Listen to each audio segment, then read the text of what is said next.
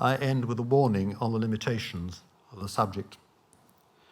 Men and women have always tried to achieve certainty about the future, and they've always been disappointed.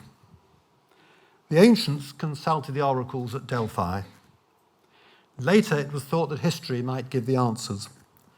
The more we knew about the past, the better we could predict the future. But as the Oxford historian A.J.P. Taylor once said, we learn from history not to make the old mistakes, and that leaves us free to make new ones instead. In our time, it is the academic students of politics, or as they call themselves, political scientists, who have taken over the role once enjoyed by the oracles and then by the historians. At any rate, political scientists do not seem to have been much more successful than the oracles or the historians.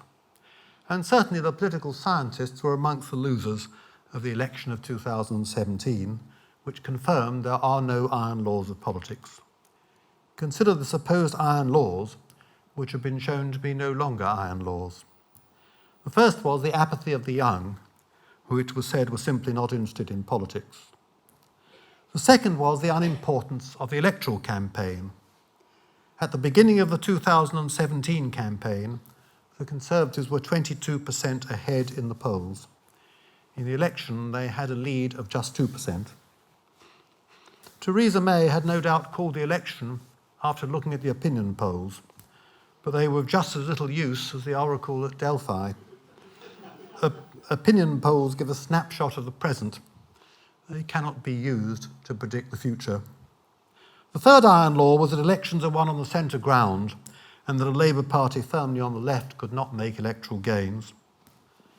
The fourth iron law was the party ahead in voter surveys on the issues of economic competence would win the election.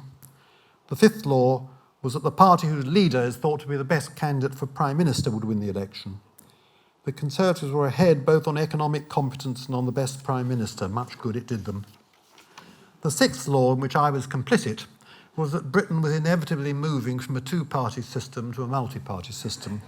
And in fact, as we have seen, the 2017 election yielded the largest two-party vote since 1970.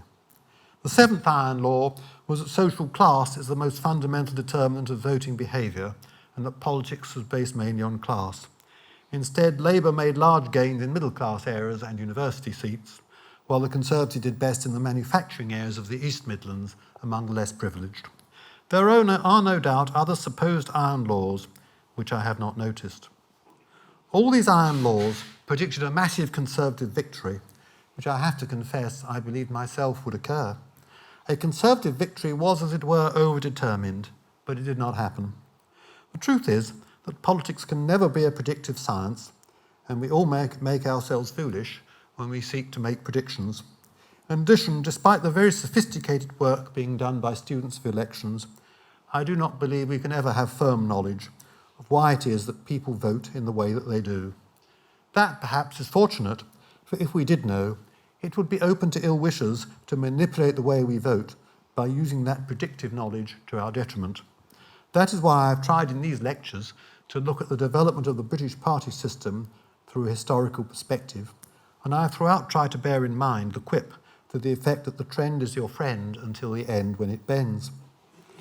So if asked what are the electoral and political trends of the future, or even what might happen in the next election, I can only answer in the words of the great jazz trumpeter, the late Humphrey Lyttelton, who was once asked, "Where is modern jazz going?" He replied, "If I knew that, I'd be there already."